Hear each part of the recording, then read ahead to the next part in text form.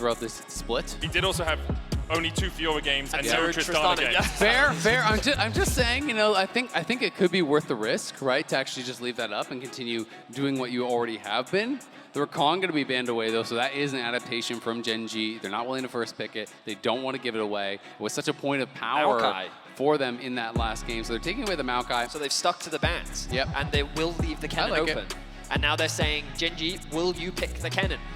And where does the Draven go? Does Hansama lock it in again? Because they did manage to get a small early lead in that bottom lane, even if Hansama wasn't on the receiving end of it.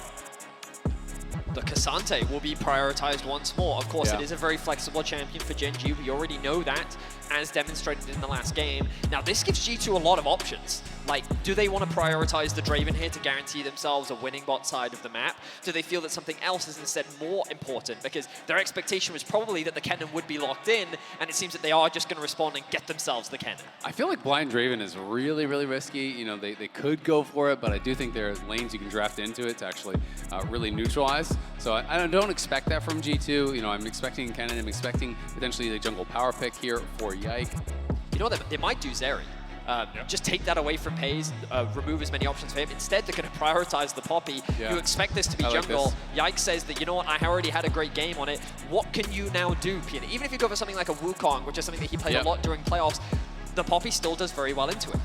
Yeah, I mean, Gragas it's great against, so Poppy, the Wukong it's great against, Nidalee it's great against. If they take away the Zeri, it's great against that. Like, there's so many champions that you're going to be able to deny with. So it is another early game jungler here. This one a bit of a different look. I wonder if they would actually be willing to just slam a Renekton or something along those lines and just play at least Renekton topside and try to really go at Broken Blade here on this cannon. It is something that Peanut has played. Like, he's got 5 games on it, 80% win rate across the course of 2023. So he's very comfortable on the champ, and it looks like GENG will be going towards their AD carry next. The Jinx locked in, of course. Zeri's still available for G2 if they want it. They could go the Draven as well. There's no way that it's not a Draven into the Jinx. That is a matchup that Hansama is incredibly confident on. And now we'll be moving into the second phase. So now G2 can really pinch the support pool, which in game 2, when they struggled so much, it was because of how impactful Delight was on the Blitzcrank. I'm curious as to what they will now remove. I imagine Thresh and Tahm Kench are 2 priority picks you want to take away from Delight. I will say, though, you know, GENG could run back a similar last 2 picks, and it's so hard for Draven to deal with that. This is not a Xayah. If you draft Malphite Rel, like even if you deny some of these, okay, so Malphite's gonna get banned out, you've got to recognize that full send on the dive is gonna be so problematic. So I do like that they're banning out the Malphite. If he's willing to play it into the cannon, playing Malphite into Draven is like S tier. Draven cannot deal with that. Even if he survives the initial ult, you have the massive attack speed slow on him, can really be problematic. So I do think they have to take that away. They could look towards another tank, you know, banning out something like along the lines of the Sion that they did earlier. Or the Gragas. Yep, Sion or Gragas I think are both good bans. But it does mean there's obviously going to be kind of the pick of the litter for Delight. Oh, so by banning they're going to take Thresh. The Blitzcrank, they're saying, hey, we want the Thresh. Are you going to ban it away? What are you going to do here? The gauntlet has been thrown. How will GENG respond? And the Thresh will now be banned. Okay, so huge credit to G2. I think that they've come in with a very clear game plan as the series has evolved. Do they go Leona would be really interesting to me, because that's one of the kind of the primary picks. Problem, right? It is definitely, but it would mean that you're very much on the back foot, right? Like you can go TK, but if you're playing TK Jinx into Leona Draven, like you're sitting under your tower, right? 3 stacks for the Draven as well. Exactly. To the Tahm Kench, so it can be very tricky for GENG to play that matchup, but would give protection. Draven Soraka. A European special. It is a European special. We used to see this as an answer to Lucian Nami in Europe. And Soraka is such a strong laner. I feel like so many people really underestimate the laning power of it. They think only about the later stages where you're healing it up, but you can go a couple points Q early and really run lanes like this. And I think Soraka is heavily advantaged into a Lulu as far as that support matchup. As long as you're hitting the Qs, the shielding isn't really going to do that much for you. Soraka also makes a lot of sense in the context of GENG. Your options are Tahm Kench or Lulu. And in both instances, as you already said, Soraka does very well. So by going for that blind pick, now they can guarantee a counter pick for Caps, and they won't have to play that game of where is the K'Sante going. Yeah, I mean, it's really, really interesting. I do like the draft a lot for G2, you know, even much more than their first game around. It's looking like it's going to be just Tristana top as the answer, and I do think this is smart for a couple reasons. We saw that the matchup worked fine for him in game number 1, but also I really did think it was problematic that they basically had 1 damage source in that last game that they just lost. So this does give you double marksman. This gives you 2 champions to really punch through that front line, because Poppy is not the easiest champion to get through, and especially with the Soraka behind her, that's going to be even more difficult. Oh, G2 ran out of their composition. Are we going to get the changed Azir? I mean, I think Azir could make sense. You know, I think Asol? Asol could make a lot of sense. Okay. You know, this is a champion that you could potentially stack against. The only problem I will say, K'Sante really does put on some pressure, right? So every time you're actually settling down there with the Q, he can have his Q ready to actually just go in on you and try to deny those early stacks. Yes, you can get some with the breath, but it can be difficult if you're getting pressured every time you drop your E on the minions. Some of these early game melee champions can just jump right in on top of the Asol and really mitigate how many stacks you're getting early. There's always the flexibility of Tristana mid as well, which seems to be what GENG are going for here. Doran's going to take the K'Sante up towards the top lane.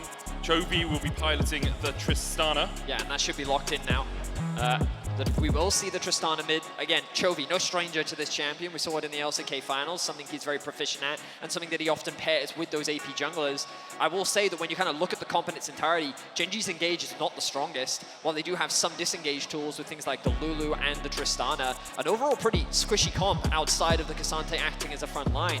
Whereas I think that G2 do have a lot of scaling options, in particular with the Kennen and the Aurelion Sol, and they have a very easy lane to play through with this Draven on the bot side of the map. Although it is with the Soraka, I'd be surprised if we see the same level of dives we've been seeing from G2 in the past. I mean, honestly, both teams have really poor engage. So this is one of those games where generally if one team gets ahead, there's not a lot of ways to kind of come back into it. So I do think early game can be very, very important in this one.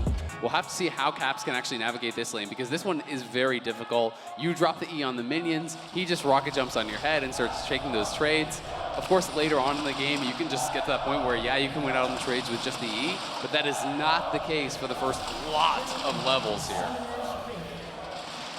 We're jumping into game 4. After the first 2 games, it very much felt like that the series was done and dusted. G2 were able to crawl back in game 3 after what was, quite frankly, a couple of mistakes from GENG. They're going to reassess, reevaluate, showcase their respect towards G2, and we'll see how things pan out here in game 4. Bit of fun fact trivia for Caps. When he initially debuted in the Challenger Series, Aurelion Sol, the old version, he secured a pentakill on it and is really what drew a lot of attention to many fans of the player before joining the LEC. So it's great to see him back on one of the original champions that he made a name for himself on. Absolutely. I'm still waiting for who he's Aurelion Sol support. I'm sure it's going to be coming out. In the finals. Yeah. Yeah, XVR. Looking forward to that one. No demolish, importantly for the Tristana in the mid lane. Often we do see that to try and continue to take the plates in the early game, but we have also seen Tristanas just get the push and then start roaming around the map, looking for those top dives. Broken Blade can be a little bit squishy on the Kennen. G2 will invade here. Peanut was sitting at his Razor Beaks. There is a ward, no sweepers for G2, but Peanut kind of just has to give up the pressure. Might look to try and steal away one of these. He steps forward into the face of Yike. The smite goes down, and Yike secures the Razor Beaks to kick off the game. Yeah, Yike himself level 2 as well. Yike's going to get the entire camp. Peanut got absolutely nothing there, so that is definitely problematic. But there is a cost to this. Look at how far away Hans was because they actually went for this invade, so it was a hard push on bot side. Yike is going to spot him out again. The problem is Paze can move. Paze and Delight just push the wave immediately, and they're going to try and move across here. You can see Delight. He's gone, though. He's fine. Gets out. In the end, Peanut just delayed by a little bit. Yike will be the same. He can E to one of these minions. Does exactly that. And even though Chovy was able to get the push in the mid lane, Yike can work his way up towards the top side. Also going to quickly check bot lane. So the good news for Paze and Delight is that while Hans Summer did lose some experience after sacrificing some way farm to the tower, that's not going to be the same case for Paze. He won't be able to get that gold, but in terms of experience, the bot lane of GENG should still have the advantage. Yep, about to hit level 2 here on this next minion, so G2 gonna have to back it up. You know, didn't get the XP on all of those melees, as some of them did die to the tower. So are going to be able to use this for a little bit of pressure now. And the unfortunate reality is G2's bot wave is not in a great position. Mickey trading very aggressively at level 1 here. Too aggressively. There's the zap, there's the heal, but Mickey's ignited, has to flash away. Stepped way too far forward. Maybe thought that Hansan was going to kill a minion so he'd get 2 and then he could keep stepping forward. Yeah, I mean, I think he's just kind of like a little bit out of whack with where the state of the lane is because they miss those minions. It can really kind of throw you off sometimes. you know, he did hit that Q on Delight, and he just wanted to chase for the trade. If they were equal levels, that would have been fine, but the spells are going to come back up for Lulu, and he turns around on you, and that can be really problematic. All the summoner spells now gone for Mickey, and it means that a small advantage already gained for the GENG bot lane in exchange for Yike finding an early advantage in the jungle matchup. But that's not really going to translate into a huge amount in terms of the isolated jungle matchup. Yeah. Level 3 secured for Yike, same for Peanut. We'll be a little bit behind in XP, but nothing too dramatic. But I will say, you know, if you can actually just track this Elise on the Poppy, it's so important for these kind of matchups. When you are playing a champion like Poppy, your job is just to mitigate what the Elise wants to do. So as long as you're just following around, if you both don't farm at all, that's great. Like, you are going to have value later on in the game. He is not. He's got to get things done. So Yike is just going to stay around here harassing. You can see that trade is rough for Caps, but you know, giving back pretty well on that trade. He's going to be at least able to get some stacks. And with Broken Blade having the push in the top side, Yike will have some support. Peanut tries to put some damage down, but Yike now has Smite and will secure the Scuttle Crab. Peanut works his way towards the mid lane. Singularity down from Caps to try and clear out some of this wave. Caps is quite low on mana and health, but does still have 2 biscuits in his inventory. And also has the TP, so he shouldn't be in too much danger. Chovy can push confidently knowing that his support jungle are in the bot side river, ready to cover him. He's not going to be too concerned about the Soraka, who's still only level 2. Mickey trying to get a bit of XP back in mid. Well, and importantly, Caps has actually just pretty much stayed even on farm. There's extra minions for him to farm as long as he can keep this up. You really heavily outscale that Tristana. You know, the early levels are often the most difficult times in dealing with the low mana pool that Asol does have. So we'll see, you know, when Caps wants to base, he has the TP, what sort of early buy he's going to be able to get. I was really worried for G2 there as Peanut, Delight, and Pays, along with Chovy, all had Prior, which made it very easy to contest this bot side of the jungle. Yike was in a bit of danger, but Hansama willing to sacrifice a bit of farm and say, you know what, I'll move up and actually go for this fight. Means that GENG will back away and no camps will be stolen. Yike still should be clear to clear out this bot side of the map. GENG though, considering in game 1 when they played against the Draven they were getting tower dived at level 2, I think that they're pretty happy with the state of bot lane right now. But Peanut's moving across once again, has the vision in there. Broken Blade looking for the trade onto Doran, does have that Q3. Peanut's going to try and step forward towards this blue buff. The smite down, Yike steals it away. Peanut about 4 health too early. Yike has been getting every one of those. He got the Scuttle, he got the Raptor, he gets the blue buff. So Peanut has really been neutralized in this early game. I love the level 1 plan. They go for that invade. Chovy trying to get aggressive, but I mean, let's be honest, it's double Cull stacking up here on the other side. He's got the Falling Star as well, that ultimate available to Caps. Doesn't have the upgraded version. Of course, you need 75 stacks to get that. Yeah, I mean, Chovy just honestly not having the greatest time in this lane thus far. You know, the farm slightly in his favor, but there's more to pick up for Caps, and I just think you get outscaled so bad. Like, these matchups can really become rough later on against this Asol. The team fighting can be difficult as well, and he's going to be forced to flash here. Has the Buster Shot as well. Back, and there's the jump. Invests everything to get out, does so well. Had to flash the initial ultimate from the Aurelion Soul, because of course that stuns you if it hits. But he's got no TP now, and he's in this kind of awkward spot where he didn't go for a super aggressive like setup. He didn't go for Halo Blades. You know, he went for a Cull as his first base, and he's going to be not really getting much done. And to breathe some hope into the European fans, like, this is a very promising early game state as a collapse comes through for GENG. Try and get away, but Doran dashes forward. Explosive shot, will it be enough? Caps is ticking, but so's Doran. He gets away from the towers. Aggro, and Caps doesn't have a way out. No flash left in the end. Doran sweeps him away. That would have been so close to some of the cooldowns coming up for Caps, though. If his E came back up, he could probably get an execute kill there. Critical first blood grabbed by GENG. They knew Caps was getting in way too comfortable of a spot. If you let Asol really get into the groove where he's getting these early levels, he's getting the early mana items and not being pressured, it becomes unassailable. His wave clear goes infinite once you start hitting, you know, level 8, 9, and it's tough to push on this guy. Yeah, overall, just a great roam. Doran finding that window. Caps using the E early meant that he didn't have it later. If he'd had it up, then he could have been using that while also applying the Q, and that could have potentially gotten the kill onto Doran. But Doran very aware that, hey, this tower isn't going to... And Caps, he would have to stop himself as now GT look for a play in bot. Early flash from Delight, but Yike is here, waiting around the corner. Pays slow for the second. Steadfast Presence knocks back Delight, and there's nowhere for the Lulu to go. Hansama gifted the kill, and that is huge for the G2 bot lane.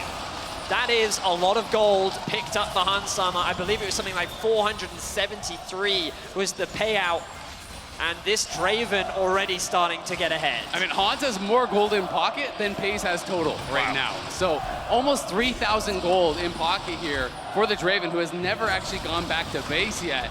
That is going to be a monstrous first buy. G2 looking really good in this game.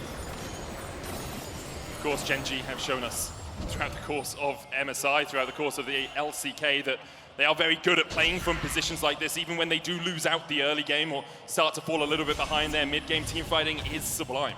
I mean, the game is far from over, but I so heavily favor G2's position. You know, I think you heavily outscale in jungle, you heavily outscale in mid.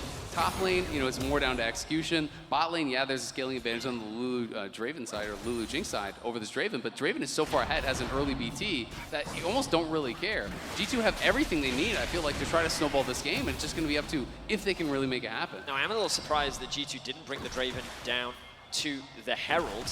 With the Bloodthirst already completed, you would think this is the perfect opportunity to try and force a fight, but perhaps they're concerned around the strength of the Aurelion Soul and the Kennen at this point in the game and saying, you know what, we'll concede this early objective, we'll instead cross-map for the Dragon. We know that we have the push in bot side, and we should be able to secure this largely uncontested. This does, of course, give a window, though, for GENG to funnel some gold back into Pays, or maybe even unlock the mid tower for Chovy. Delight has no sums. Pays has the flash and uses it to dash away from Yike as he came for the gank. The bot lane minions should help take that plate. It falls, Hansama gets the gold, and in the end, that's Pays summonerless, at least in terms of flashes, for the next couple of moments. Caps backs away here. Peanut waiting in the wings.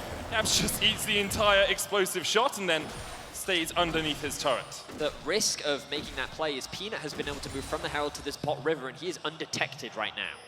Yike is suspicious, though. Steadfast presence with movement speed and should be able to get away. Peanut could flash Cocoon, but decides not to on this occasion. Yeah, has the early tier 2 boots, has that steadfast presence, could be able to get out of there no problem.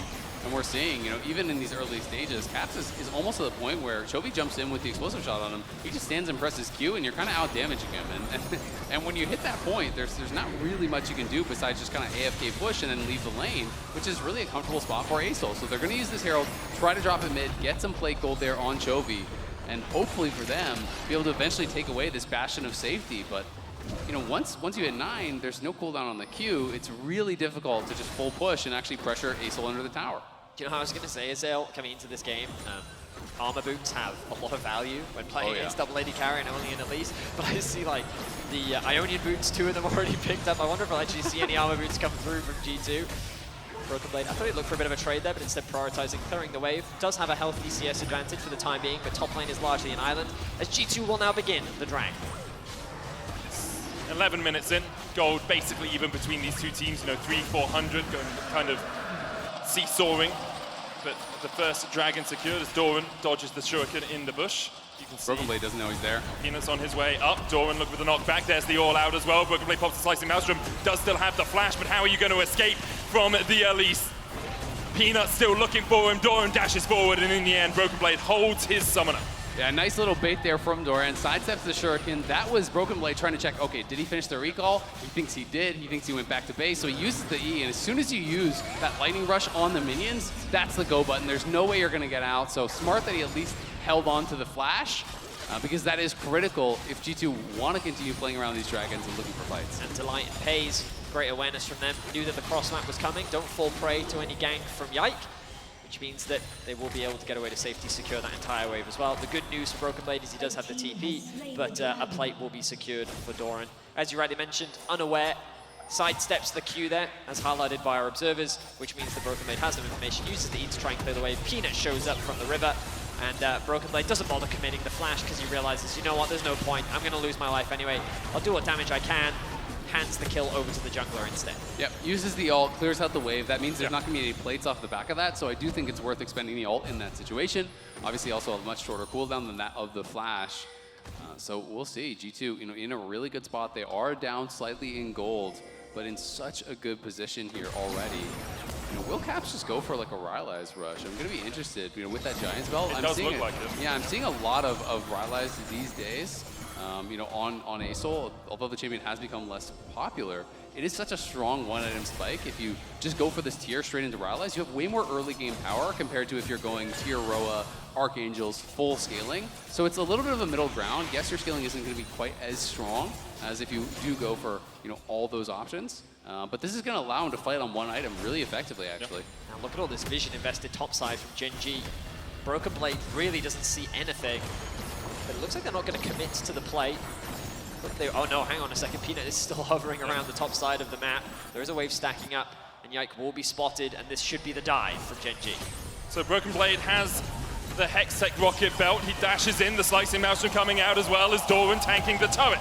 Peanut takes half his health. Meanwhile, Yike trying to catch up Chovy as he rotated up towards the top side. The dash back with the all out as Broken Blade now underneath the tower, knocked back with the Intoku strikes, but Doran's tanking it once again, and Broken Blade will get the 1v2. Now Peanut locked up by G2. Yike coming in, Caps here to join the party as well, and that spider can skittle no further. Stumped under the boot of Caps.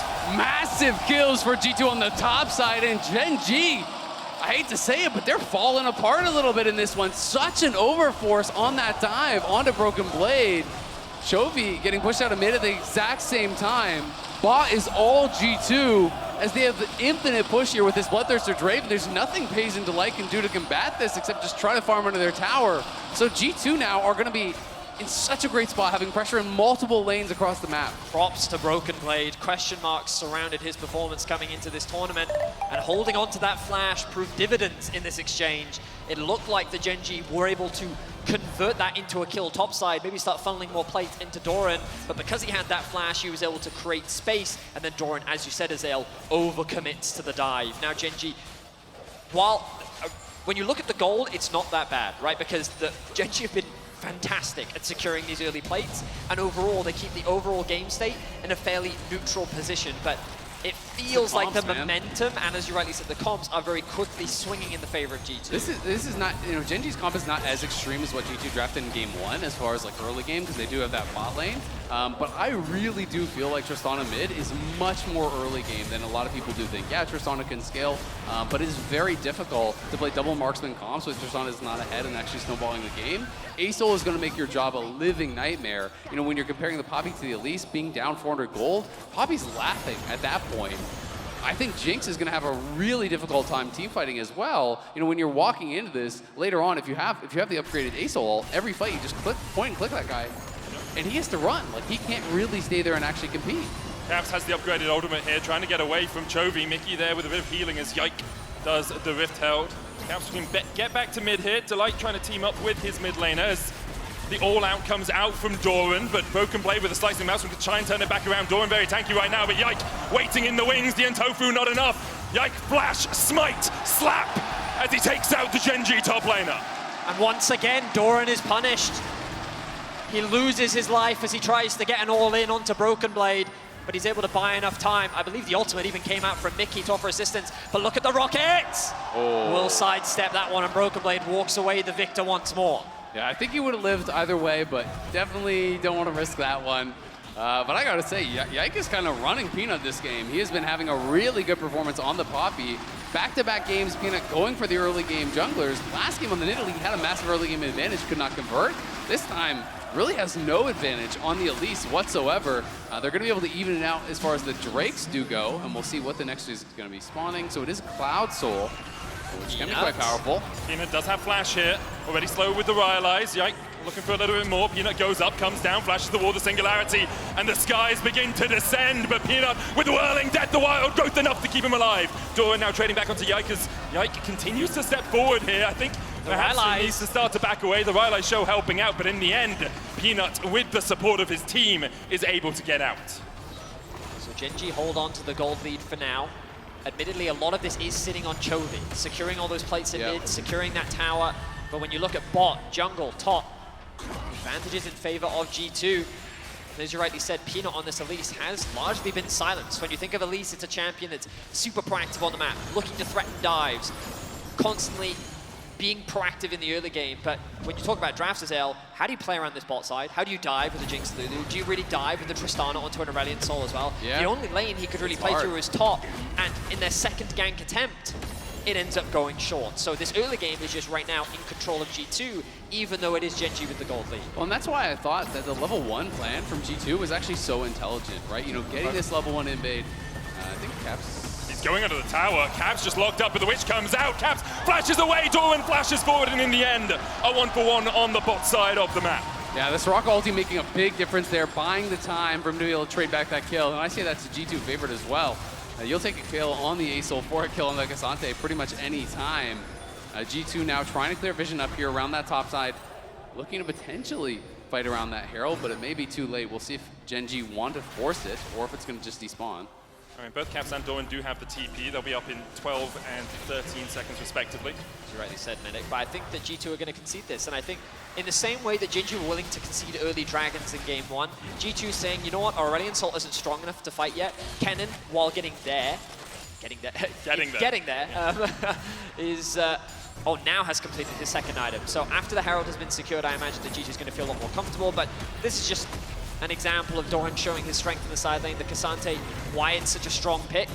There's very little that a mage can do. You talked about the Soraka heal. Bide enough time for Caps to flash away at the last second, which means that Doran had to commit his flash to get the kill. If he hadn't committed the flash, there's a chance that the Rylai slow would have actually been enough to lock him underneath the tower, and Caps secures a trade back kill. And of course, getting the flash out of Cassante like that protects Hansama in the next fight you have, because you know he can't just flash all out Hansama across the wall.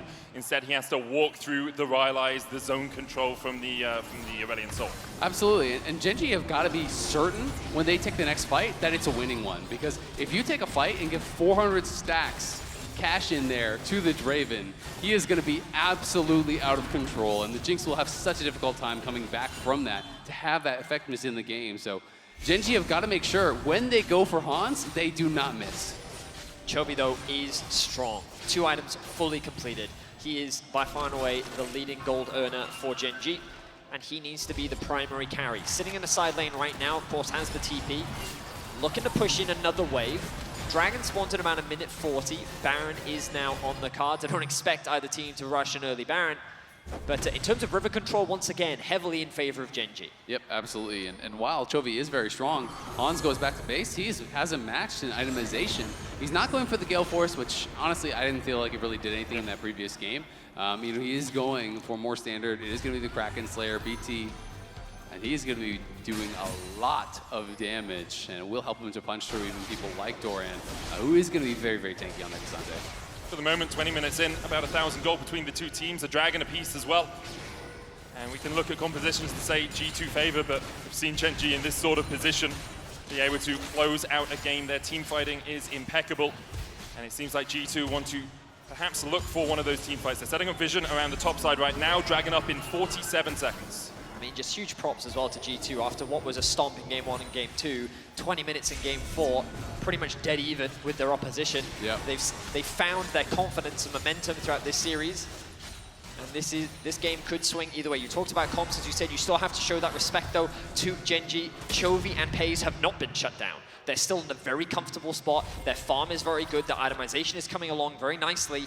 And GENG still have a very clear win condition, even if Peanut is going to struggle to have an impact the later this game goes. Absolutely. I mean, by no means is the game over, but 10 out of 10 times, I'd rather be playing this red side draft at this point in the game. If you could just sit down with what they have earned here. We'll see if Chovy can really make things happen. If Tristana gets that perfect fight, you can find the resets. You can really take over. But I do think it's going to be so difficult for Pays. You just drop the Aesol, upgraded ultimate on Pays every single fight. He's got to pretty much retreat straight up. And you can have Broken Blade looking for the flanks. You have the ulti from Hans as well that can come across on that. So there's actually a lot of backline access there that can be really tough for him to deal with. It seems like G2 want to just keep scaling. They've given up any prio around this dragon. The Rift Herald was used as well. Doran TPs into the mid lane. That tier 1 has already fallen, so this is a Rift Herald push for the tier 2.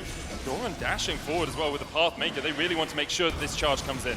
Well, and you can see there was no vision for G2 on that bottom side, and they have got to take a really good fight, because while it is... they're going to look! comes up, they look for Pays to cleanse away. The Falling Star comes out as well, and Pays is stunned, but he's able to escape. The Whirling Death finds its mark, and now Chovy has the dash. Broken Blade flashes forward with the Slicing Maelstrom. Doran trying to do what he can as well with the All-Out. Broken Blade is low. Hansama trying to open up on Peanut down towards the bottom side of the fight, but the Entopia strikes on Caps will lock him up, and Chovy continues to dish out the DPS. G2, a man down right now, push forward, but they can't find anything more. What looked like a good fight initially for G2 ends in disaster as they heavily overcommit to the play. Chovy does a great job of creating space between him and G2 as Broken Blade invested so much to try and lock him down that G2 then ended up splitting apart. The idea was very promising. The initial execution was good, but GenG walk away the victors. Yeah, they do get those extra kills, but as far as gold goes, that was a 1K cash-in, I want to say. So the gold is going to be pretty much even from that, and you get so much on the Draven. He's sitting on nearly 3,200 gold. So Hansam is on 3 items. Yeah, Hansam is 2K ahead of FaZe now, just because of that shutdown. Before that fight, they were basically even. I think it was about 300 gold between them. But Chovy is 2K ahead of Caps as well. Yep. But, you know, we can see the 2 items are done. And Yike, a really nice initial play here. Rejects 2, flashes in, gets the stun onto Pace immediately as that is off screen. We can see the cleanse comes down. The Gale Force is having to be used to just try to retreat. But then the ultimate from Hans coming across. This is that backline access that I'm talking about. You don't need to auto-attack this guy, especially when you have that many stacks on the Draven. It allows you to execute from such high health. And this is the point at which the overcommitment comes through from G2. A good exhaust onto Hans Summer as well, as Broken Blade commits the flash, commits the ultimate. A really good ulti as well came out from Chovy to just create that space between Broken Blade and the immediate man behind him. So done. Credit to GenG. They show how lethal they can still be in these fights. The gold's still very close, but as you rightly said, Infinity Edge completed. You look at the total gold. Hans Summer leads, Chovy right behind, FaZe and Broken Blade. Caps a little bit behind in terms of the overall gold. He has now completed his 2nd item and he continues to ramp up, but it's been a difficult game for him sitting in the side lane as there is a constant threat on this Aurelion Soul. Yeah, it's difficult playing side lanes. You know, as soon as you lose your mid lane turret, the game does get harder a bit on the A-Soul, but he has 222 stacks at 24 minutes, so he's laughing. Like, if you can get about 10 a minute, you are feeling really, really good. The ulti is going to get so big, the E is going to get so big, and we can see exactly what the execute threshold is right now on the E. And it is up to just about 11% max health. So, you know, it is really getting powerful at this point. And GenG are spending a lot of time playing around this Baron area. It feels like they want to try to threaten. They don't want Caps to just kind of have free time in this side lane to be able to continue stacking it up. So Chovy's trying to put on pressure, trying to use the fact that he has this BT to take a trade, even if it's disadvantageous, heal up to full. Yep. Caps doesn't have that same luxury, and just keep that push going 24/7. Chovy does have the TP as well, so if he can chunk out Caps and then TP into a play, Caps will have the base first before he can come in with equal effective help. The spot side of the map just completely belongs to Chovy right now, stealing away whatever Caps he can find. Good vision invested on the top side, Baron River for GenG. Broken Blade has found Doran though. Can they convert this into a pick? There's still a turret remaining there. Doran is chased away a little bit, but he's got Jack Show, he's got Sunfire, he's got an Aegis. I think he's pretty happy to take a few slaps in the back from Broken Blade. But, you know, they push it back, and they are able to push up this tower here. They were potentially going to look to threaten it, but GenG is moving over in the river, so G2 just going to take this opportunity to try to clear out vision. They don't see Chovy on the map right now. If Chovy shows bot, potentially G2 can look for a more aggressive play up on top side to try to force a TP response or something along those lines. And they're just going to start the Baron, so they at least want to get the TP out. They are going to get the immediate TP from Chovy. Fast. It's already down to 7,000 HP. Look at the flank. He's coming round, trying to get behind GenG. Yike in the pit, 4,000 on it. Broken Blade gets stunned into the wall, all out. Pulls him across as well. Caps is solo. Broken Blade pops the slice of mass and the whisk coming out as well. Broken Blade trying to fight Stolen down towards the bottom side, but the knockback onto Pina actually delivers him to Broken Blade. The super mega death rocket finds its mark. And now Mickey and Caps have to try and escape with the flash into the wall by Caps. He still gets the shutdown. The skies descend, and Pina pays and Delight trying to do what they can. They get to the blast cone. Chovy opens up that shield. So big, Pace takes another, starts to get excited, and GenG start to get excited too. A shutdown in the top lane. Only Caps and Yike are left standing, and GenG are having none of that. It's an ace for GenG and a Baron to boot. It's a team that you cannot afford to underestimate, and they sniffed out the flank from Broken Blade. After shutting it down, they tore G2 apart, and all of a sudden, GenG are in full control of Game 4. What a team fight from GenG. G2 was in such a good spot, had really good angles set up, but not only does Broken Blade get actually marked on that flank, the entrance to the fight from Caps was so problematic. You know, he used that fly, but he was actually too close to Chovy, so Chovy was hitting him, and he was in range of the Baron as well. So Caps lost about 80% of his health on the entrance to that fight. You know, it was supposed to be two members from G2 coming from opposite sides, Broken Blade going in, the ulti from A-Soul dropped at the same time, and Hans then following up and cleaning up. But when that entrance to the fight goes so wrong, everything got very, very difficult. And look at the top of your screen. Look at Chovy hitting caps there. 80, 90% of his health lost. The Wish has to be expended immediately. And then the ulti there, sure, it knocks Peanut away, but it's Broken Blade who's actually sectioned out.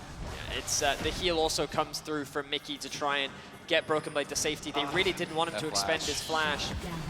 And then Caps also failing his flash, but I think he would have died even earlier if he'd committed it. And then Chovy again sees the low health Mickey, is able to get that execute, and after getting that initial kill, it's just a cleanup for GENG.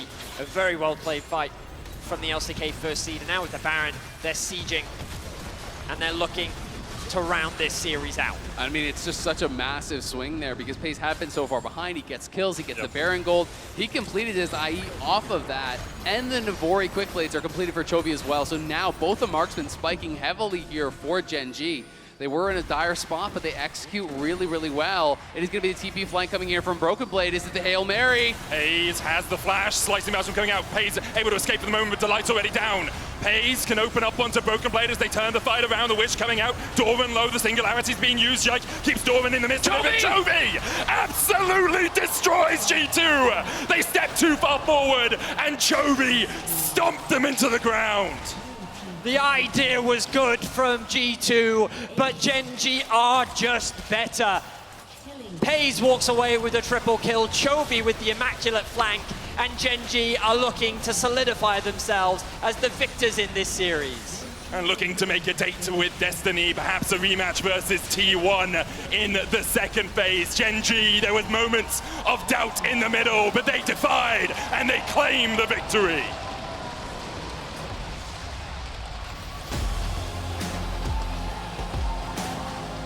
A just very well played fight from GENG around that Baron. It was so close, and we talked so much about how Chovy needed to be the man that stepped up, but really it was the team recognizing in that window what G2 were trying to do with the cannon flank. They immediately shut it down. The initial damage that Chovy was able to do onto Caps, and it really did feel like that throughout the early game, Caps didn't get to have the impact of the Turelian Soul that he wanted to. I mean, it's a strong opening series here from GENG. Games 1 and 2, absolute dominance. You know, game 3 showing some holes. Game 4, very competitive. You know, G2 definitely ramped into this series, and I think, yes, they will be disappointed that they did lose, but they are still going to be in the lower bracket. They are still going to have that potential to make that run. A lot of learnings to take away from this, and some confidence, I think, to be taken away from this as well, that, hey, we can go toe-to-toe. We can take games like Game 3, and we can get ourselves into a winning position, I believe, that they had in Game 4. Obviously, for GENG, it's kind of expected that they were going to win this series, and the way they won Game 1 and Game 2 was really a statement just coming here to London. We'll see if they can continue that form. Expectations are they will have a rematch of the LCK finals in the upper bracket. T1 have to play Mad tomorrow. Of course, maybe we'll see an upset, but I think it's likely the LCK finals will be replayed. Well, I'm at the very least glad that G2 were able to showcase something in the latter half of this series. I was very concerned that it was going to be a 3-0 stomp and that G2 would walk away, well, feeling dejected, showing not really the true capabilities of what they could do.